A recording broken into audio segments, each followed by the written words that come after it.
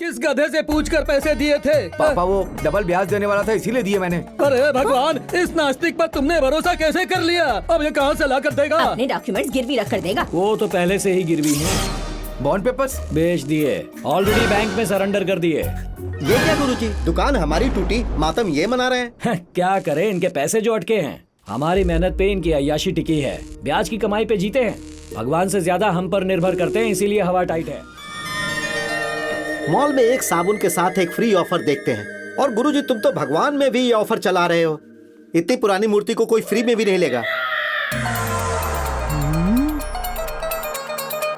ओहो, मोटा तगड़ा बकरा आ गया।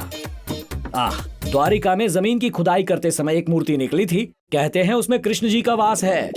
यही है वो स्वयंभू मूर्ति, अपने आप धरती पर प्रकट हुई। ये है वो कृष्णा? क्या मैंने सही सुना? इन डाई किए हुए बालों की कसम, ये मूर्ति फ्रॉडेश्वर नाम के एक बाबा ने स्वयं मुझे अपने हाथों से दी थी। क्या कहा? फ्रॉडेश्वर नाम का कोई संत बाबा ने द्वारिका से निकले शंभू को तुम्हें दे दिया? सेठ जी, इन्हें कहानी सोचने दो, ब्रेक मत लगाओ। वो बाबा इतनी धूप में प्यास से बेहाल थे। 2 दिनों से कुछ खाया या पिया नहीं था। कोई पानी पिला दो, कोई खाना खिला दो, इस तरह रो रहे थे। मैंने उन्हें एप्पल जूस पिलाया, पिज्जा खिलाया। ये सब खाकर बाबा प्रसन्न हो गए और ये मूर्ति मुझे दे दी। और तब से ये मूर्ति मेरे पास ही है।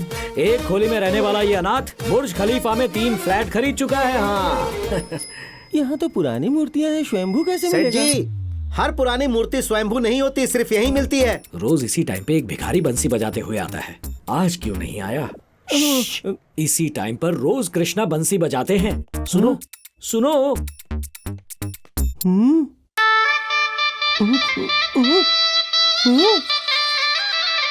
अरे ये बांसुरी वाला शहनाई क्यों बजा रहा है? हेलो। हाँ अरे ये तो शहनाई की आवाज है। हाँ हाँ भाई साहब, बाजा कोई भी हो, उसे बजा कौन रहा है ये देखो ना। हाँ, बाल कृष्णा, प्यारा कृष्णा, नटखट कृष्णा, बंसी में से शहनाई बजाकर इसे कंफ्यूज क्यों कर रहे हो? मुझे ये चाहिए चाहिए चाहिए। नो वे, सॉरी, बाबा ने चेतावनी दी थी। आंध्रा से गाड़ी से एक मोटू रेड्डी आएगा जो मुरारी का भक्त है। मूर्ति सिर्फ उसी को देना। कच्चे का XLR साइज देख लो, वहाँ बाहर पर मेरी गाड़ी भी खड़ी है। ओ गाड़ी, समझ गया, आप ही हैं वो। ले जाइए, ये आप ही के लिए है, ले जाइए। कृष्णा कृष्णा कृष्णा, स्विस बैंक में मेरा अकाउंट खुलवाना है। तबला यहाँ। कृष्णा। हेलो सेठ जी, कुछ दक्षिणा नहीं दोगे? दक्षिणा भूल गया। 1 मिनट, ये लो दक्षिणा, जाके ऐश करो। सीधा ATM से निकाला है, कड़क नोट बस है। 100 ही कम है तो ये लो, पूरा 101 हो गया। इसमें प्रसाद भी नहीं आएगा। अरे तबला, भक्त का भाव देखा जाता है, हमेशा पैसे नहीं देखे जाते। पता है बाबा ने ये मूर्ति हमें कितने में दी थी? 10 रुपए में। और मैंने उन्हें अपना चेन निकाल कर दे दिया था। और आज देखो मैं कहाँ हूँ। हाँ, चांदी की प्लेट में पकवान खाता हूँ, कपड़े सिर्फ डिजाइनर पहनता हूँ, 4 तो गाड़ियाँ हैं मेरे पास। पैसों की बारिश होती है, जानते हो ना तुम। कृष्णा का मान रखेंगे, वो 10 गुना फल देगा। सब इनकी कृपा मैं है। किसी से कम हूँ क्या? चैन, ब्रेसलेट, अंगूठी, ये लो ये लो ये लो, सब ले लो।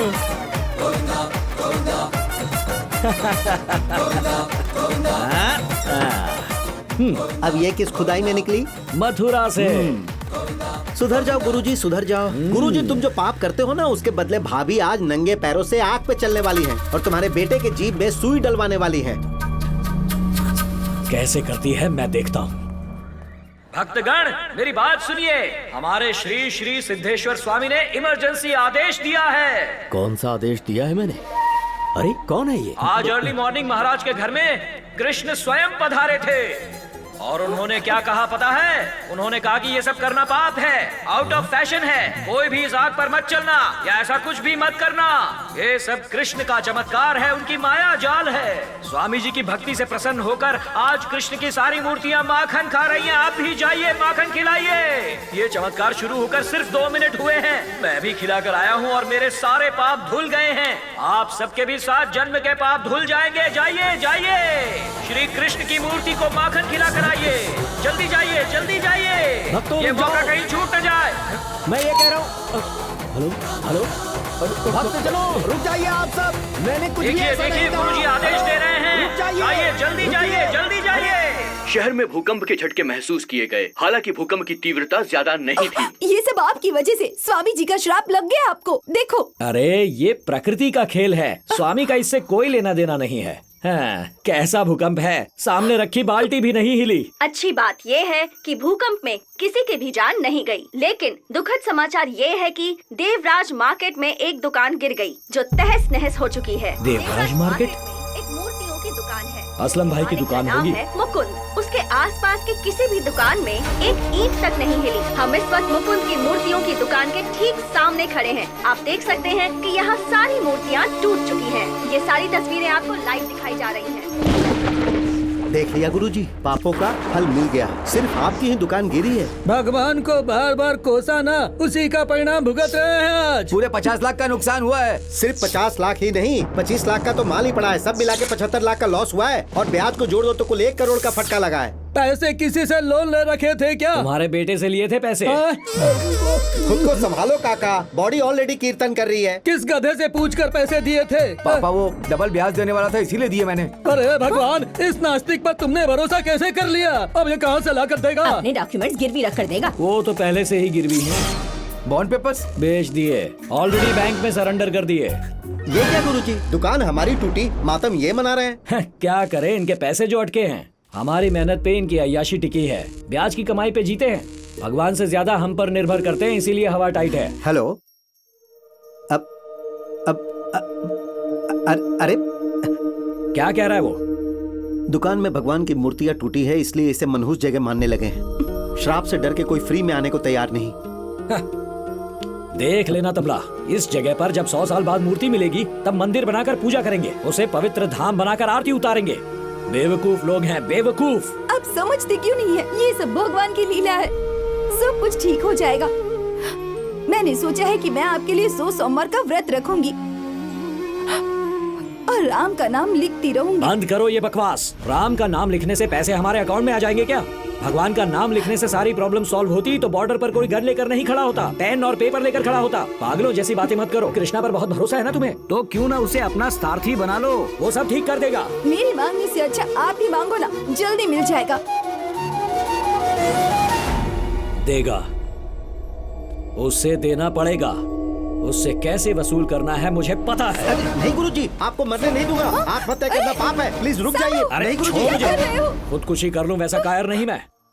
अब केस करूंगा, मैं कोर्ट में केस करूंगा। ये क्या कह रहे हो? 300 करोड़ की इतनी बड़ी कंपनी के खिलाफ तुम केस करोगे? लोग आपको पागल समझेंगे गुरुजी।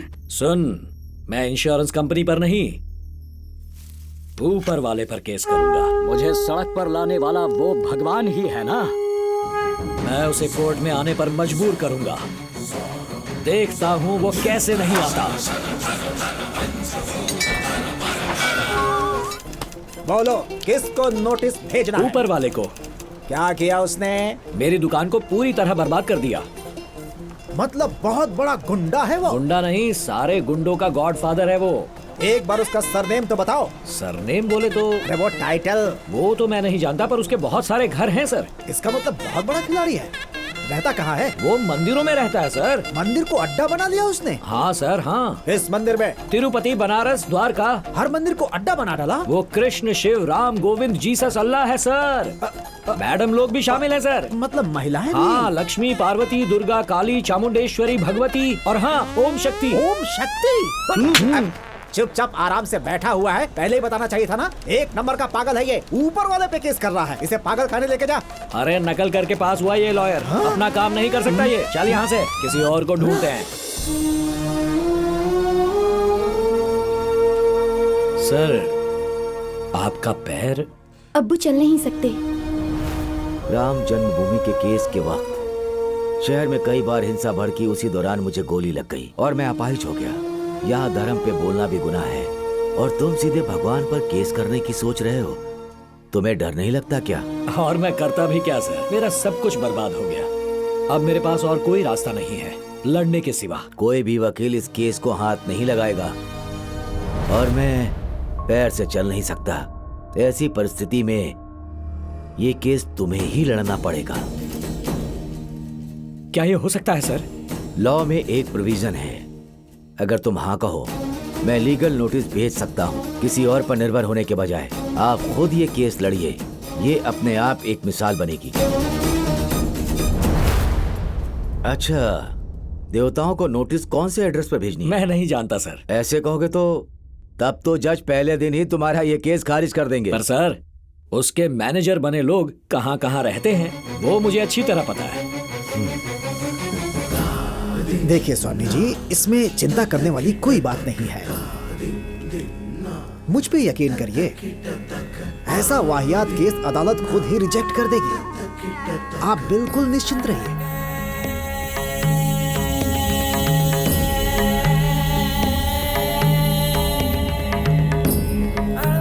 उसे यहाँ बुला के उसकी पीड़ा को समझने की कोशिश करेंगे तो शायद अच्छा रहेगा। उसकी व्यथा जानने के बाद ही उसकी सहायता कर पाएंगे।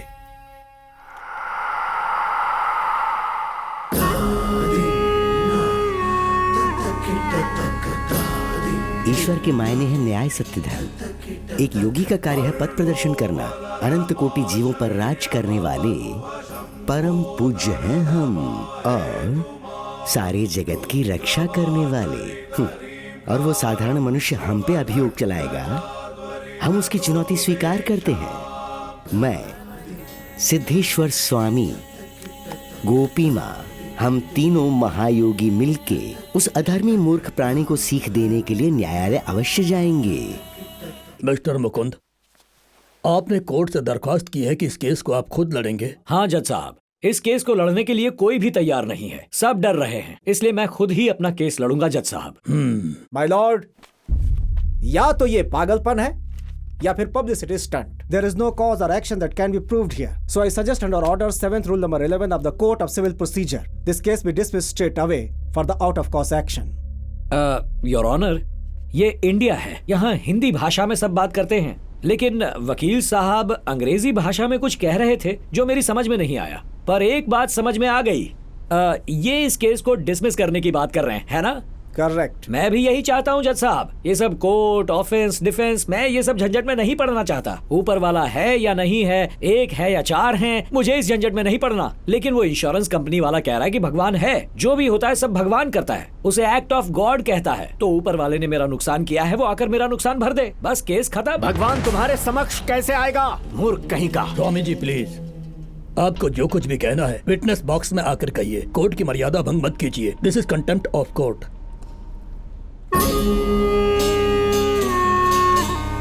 विनाश काले विपरीत बुद्धि। आज तुमने धर्म और ईश्वर का अनादर किया है प्राणी।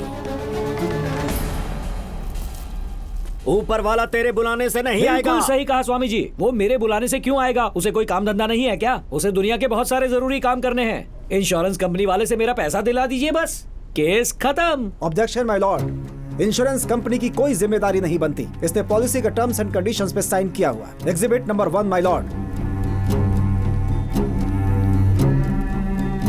ओ, लगता है ऊपर वाले को बुलाना ही पड़ेगा, मेरे पास और कोई रास्ता नहीं। स्वामी जी कृपा करके आप ऊपर वाले को बुलाइए, राम कृष्ण सबको कटघरे में खड़ा कर दीजिए। मूर्ख, मोक्ष प्राप्ति के बाद ही ईश्वर प्राप्त होते हैं। तुझ जैसे तुच्छ प्राणी के लिए भगवान भूमि पर नहीं आते। हो, मैं तो तुच्छ हूँ स्वामी जी, पर आप तो महान हैं। आपको मोक्ष की प्राप्ति हो गई है, आपकी तो बातचीत होती रहती है, आप बुलाइए उन्हें। आपका ऊपर वाला कोर्ट में नहीं आ सकता, तो मेरा पैसा दिला के केस खत्म कर दीजिए। हाँ, मैं कंसेशन देने को भी तैयार हूँ। ऑब्जेक्शन योर लॉर्डशिप, ऊपर वाले की सेवा को ये बिजनेस बता रहे हैं। हाँ भाई साहब, ये बिजनेस ही तो है, पक्का बिजनेस है। आप किसी भी मंदिर में जाइए तो चप्पल रखने से बिजनेस की शुरुआत होती है। टोकन लेने के पैसे, लाइन में खड़े होने के पैसे, वीआईपी दर्शन के पैसे, फोटो के भी पैसे, पूजा, आरती, अभिषेक, प्रसाद, सब के पैसे देने पड़ते हैं, और सबका रेट पहले से ही फिक्स है। कैंडल जलाने के पैसे, चादर चढ़ाने के पैसे, ये सेवा वो सेवा, सबके लिए पैसे देने पड़ते हैं। देखिए ये लोग यही सेवा तो करते हैं। महीने के महीने इन्हें सैलरी भी देनी पड़ती है, फिक्स्ड सैलरी, किसी की ज्यादा किसी की कम, इतना ही फर्क है। और इनकम टैक्स बेनिफिट भी मिलता है। और तो और माय लॉर्ड, इस बिजनेस में कोई रिसेशन नहीं है, और अगर कहीं रिसेशन आ भी गया तो जिन्हें तकलीफ होगी वो भागकर सीधे इनके पास ही जाएंगे। बेचारों के पास और कोई चारा भी तो नहीं। सेवा का इससे अच्छा धंधा और कोई हो ही नहीं सकता।